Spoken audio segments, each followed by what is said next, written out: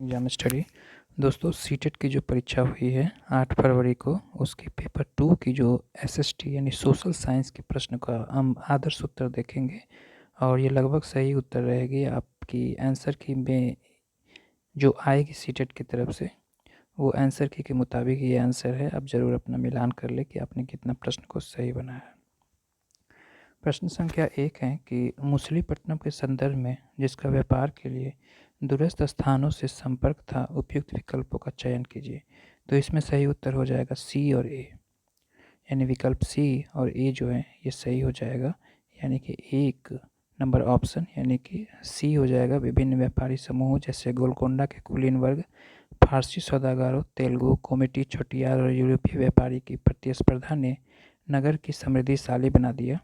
और ए number option यानी 17वीं शताब्दी में हॉलैंड और इंग्लैंड दोनों देशों की ईस्ट इंडिया कंपनी ने मछलीपट्टनम पर नियंत्रण प्राप्त करने की प्रयत्न किया, क्योंकि तब तक वह आंध्रा तट का सबसे महत्वपूर्ण पतन बन गया था।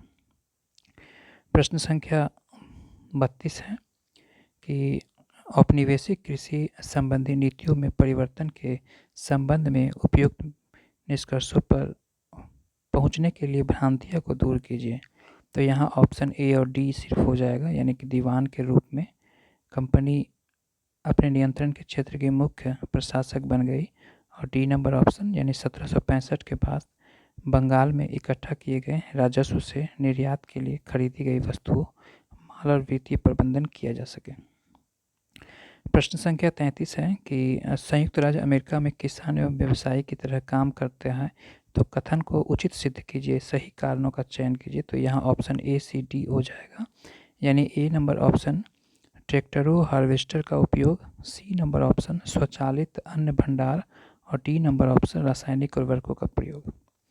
आइए आगे देखते हैं क्वेश्चन संख्या 34 के ग्लोब को पृथ्वी का वास्तविक प्रतिरूप क्यों माना गया है, सर्वाधिक उपयुक्त कथन का चयन कीजिए। तो इसका ऑप्शन 3 हो जाएगा, यानी देश, महाद्वीपों तथा महासागरों को उनके सही आकार में दिखाया जाता है। प्रश्न संख्या 35 की हमारे सौर मंडल में वह खगोलीय पिंड जिनके पास अपनी कोई ऊष्मा तथा प्रकाश नहीं होती है, वो खगोलीय पिंड तारा होती है, यानी स्टार्स। क्वेश्चन नंबर 36 की जेम्स मिल ने अपनी 3 खंडों वाली पुस्तक ए हिस्ट्री ऑफ ब्रिटिश इंडिया किस वर्ष प्रकाशित किया। तो ये 1817 ईस्वी में प्रकाशित किया था। अगला प्रश्न है कि मौर्यकाल की रामपुरवा बैल की बारीक पॉलिश की गई पत्थर की मूर्ति कहाँ मिली है। तो इसका आंसर हो जाएगा 2, यानी कि ये बिहार में मिली है। 4 नंबर ऑप्शन इसका सही हो जाएगा। आगे क्वेश्चन नंबर 38 है कि निम्नलिखित में से कौन एक अस्थायी पवन नहीं है। तो सही उत्तर का चयन करें। तो सही उत्तर है व्यापारिक पवन जो होती है वो अस्थायी पवन नहीं है, बल्कि पूर्वी पवनें, मानसूनी पवनें और पश्चिमी पवनें एक तरह से अस्थायी पवनें होते हैं। प्रश्न संख्या 39 है कि मध्य भारत में सतनामी आंदोलन की स्थापना की गई थी। तो ये गुरु घासीदास के द्वारा किया गया था। 40 नंबर प्रश्न है कि भारत में निम्नलिखित में से किस स्थान को छोटा तिब्बत कहा जाता है। तो लद्दाख को जो है वो छोटा तिब्बत कहा जाता है। अगला प्रश्न है कि अभिकथन है कि भारत के एक राष्ट्र बनने की प्रक्रिया एक लंबी प्रक्रिया थी। राजनीतिक चेतना का उदय और परिणामी राजनीतिक संगठनों में समय लगा। भारत अचानक से एक दिन में ही 1947 में स्वतंत्र नहीं हो गया। उपयुक्त प्रमाण कारण का चयन कीजिए। तो इसका सही उत्तर हो जाएगा ऑप्शन नंबर 1, यानी कि एक ए, बी और डी। ए है, बी और डी, यानी कि भारत के संसाधनों के ऊपर अंग्रेजों के नियंत्रण के विषय में चेतना 1850 के बाद राजनीतिक संगठनों में साफ दिखाई देने लगी। और बी हो जाएगा कि राजनीतिक संगठन इस सोच के साथ काम कर रहे थे कि लोग संप्रभु हो। और डी नंबर भी ऑप्शन सही है, यानी कि इल्बर्ट विधेयक ने पढ़े लिखे भारतीयों के एक अखिल भारतीय संगठन की चाह को और गहरा कर दिया।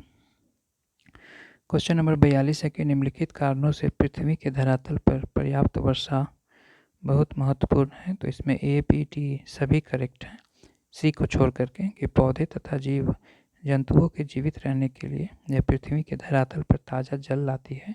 और डी अधिकतर भौम जल वर्षा से ही प्राप्त होती है। अगला प्रश्न है क्वेश्चन नंबर 43 कि पृथ्वी की ठोस प्रपट्टी या कठोर ऊपरी परत को स्थल मंडल कहते हैं। और आर है, यानी कि यह चट्टानों एवं खनिजों से बना होता है। एवं मिट्टी की पतली परत से ढका होता है। तो इसमें दोनों ए और आर सही है और आर ए की सही व्याख्या करता है। अगला प्रश्न है कि पर्वतों पहाड़ों में बहते समय नदी जलप्रपात बनाती है। जलप्रपात के लिए दो मुख्य कारणों का चुनाव कीजिए। तो इसमें जो ऑप्शन नंबर 3 सही हो जाएगा, बी और डी, यानी कि नदी अत्यधिक कठोर सैलों से के ऊपर बहती है, और डी नंबर की नदी खड़ी ढाल वाली घाटी में गिरती है। आगे असर्शंस और रीजन्स वाला प्रश्न है कि अभिकथन कह रहा है कि 17वीं और 18वीं शताब्दी में यूरोपीय बाजार में नील की मांग थी, और कारण एक है कि 17वीं सदी तक यूरोपीय कपड़ा उत्पादकों ने नील के आयात पर लगी पाबंदी में ढील देने के लिए अपनी सरकारों की राजी कर लिया, और कारण 2 है कि 17वीं सदी के अंत तक ब्रिटेन में औद्योगिकरण शुरू हो गया। तो इसका जो सही उत्तर हो जाएगा 4, यानी अभिकथन और दोनों कारण जो हैं वो सही है। अगला प्रश्न है कि आज के समय की सांस्कृतिक एकता और विविधता को निम्नलिखित में हम्पी से संबंधित ऐतिहासिक तथ्यों में से किसके लिए प्रयुक्त किया जाता है। तो ए और सी इसका ऑप्शन सही हो जाएगा, यानी ऑप्शन नंबर 3 कि हम्पी के मंदिर सांस्कृतिक गतिविधियों के केंद्र होते हैं, और सी महानवमी पर्व जो आज दक्षिण में नवरात्रि पर्व कहलाता है, उन दिनों हम्पी में एक अत्यंत महत्वपूर्ण पर्व माना जाता था। आगे 47 नंबर प्रश्न की पृथ्वी पर पाई जाने वाली जीवीय एवं अजीवीय परिस्थिति बनाती है प्राकृतिक पर्यावरण की वजह से। ऑप्शन नंबर 2 इसका सही है।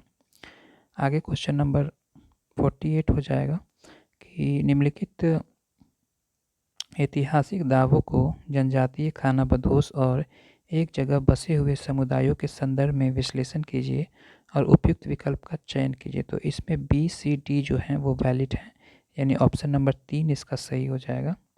बी सी डी वैध है, यानी बी नंबर की ऐसी जनजातियाँ थी जिन्होंने जाति व्यवस्था और सनातनी हिंदू धर्म दोनों को नकार दिया, और सी नंबर की कुछ जनजातियाँ ने सुसंगठित प्रशासनिक व्यवस्था वाले विस्तृत राज्यों की स्थापना की, और राजनीतिक ताकत ने उन्हें बृहत्तर राज्यों के साथ संघर्ष की स्थिति में ला खड़ा किया। आगे क्वेश्चन नंबर 49 है कि बंगाल मंदिर निर्माण के निम्नलिखित कथनों पर विचार कीजिए और उपयुक्त विकल्प का चयन कीजिए। तो इसमें सारे विकल्प जो हैं वो सही हो जाएंगे, यानी कि 1 नंबर ऑप्शन कि सभी ए बी सी और डी उपयुक्त हैं, यानी मंदिर भक्ति प्रदर्शन करने के लिए निर्मित की जाती है, मंदिर शक्ति प्रदर्शित करने के लिए भी निर्मित की जाती है, और मंदिरों ने 2 मंजिल छप्पर झोपड़ियों की संरचना के प्रतिकूल करना आरंभ कर दिया, और मंदिरों ने 4 छत वाले छप्पर की झोपड़िया की संरचना के प्रतिकृत करना भी आरंभ कर दिया। अगला क्वेश्चन नंबर 50 है कि विश्व को एक वृहद विश्व समाज बनाने में संचार के किस माध्यम का अति महत्वपूर्ण भूमिका है। तो उत्तर हो जाएगा सैटेलाइट से संचार। क्वेश्चन नंबर 51 है कि किसी भी राष्ट्र की प्रगति उसके विभिन्न सामाजिक और राजनीतिक समूहों की एकता पर निर्भर करता है। राजनीतिक पार्टियां की प्रतिस्पर्धा चुनावी राजनीति में इस एकता को संज्ञान में लेना चाहिए। निम्नलिखित में से राष्ट्रीय आंदोलन में कौन सा वृहद प्रगति उपरोक्त अभिकथन पर मुहर लगाती है। तो ऑप्शन नंबर सी इसका सही हो जाएगा, यानी 1937 में मुस्लिम लीग संयुक्त प्रांत में कांग्रेस के साथ मिलकर सरकार बनाना चाहती थी, जिसे कांग्रेस ने स्वीकार नहीं किया। अगला प्रश्न है मिलान करना है कि निम्नलिखित में से कितने गलत मिलान हैं। कोल विद्रोह 1831-32, संथाल विद्रोह 1855, बिस्तर विद्रोह 1920, वारली विद्रोह 1839। तो इसमें केवल 2 गलत हैं, केवल 2 जो हैं, only 2 of the above are incorrect.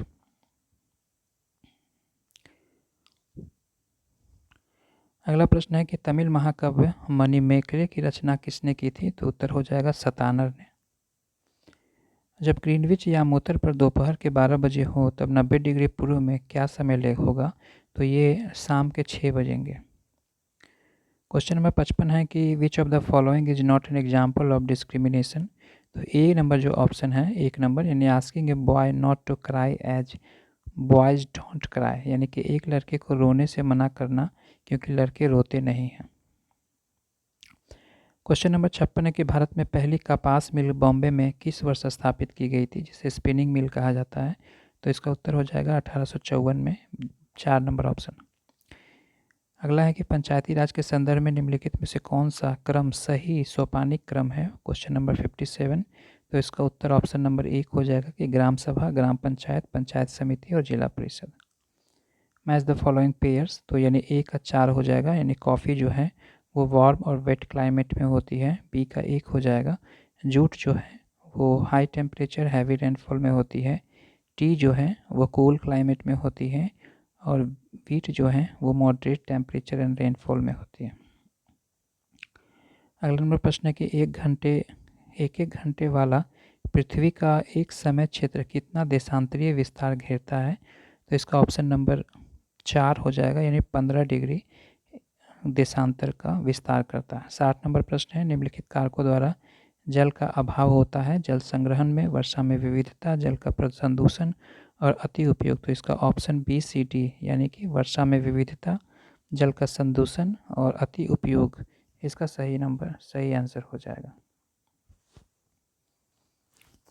तो ये थे 60 तक का प्रश्न, और नेक्स्ट वीडियो में हम फिर 61 से 90 तक का प्रश्न का डिस्कस करेंगे। आप नेक्स्ट वीडियो के लिए ज़रूर हमारे चैनल्स के साथ बने रहें।